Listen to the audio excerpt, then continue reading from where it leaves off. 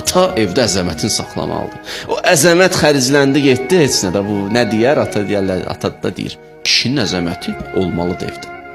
O onu qoruyub saxlamalıdır.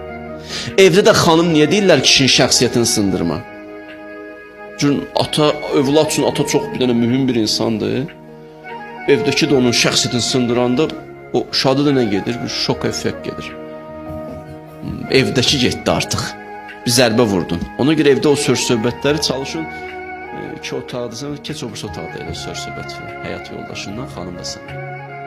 Ya nənələr, babalar, qaynatalar da o görsən hərdən uşağı nəvənin yanında Allah tabi öldürsün sən. O yatmalar kino düşdü, Allah küsüzlü öldürsün. Sənə də filan kəsi də hansı kinomuzu deyir. Belə nənə baba belə danışmaz ki, uşağın yanında atasını hörmətlə salırsan bunu. Olmaz belə şeylər. O gələk o uşaq ona bir atasına, atası onun gözündə böyüyüb, sən Allah tabi öldürsün.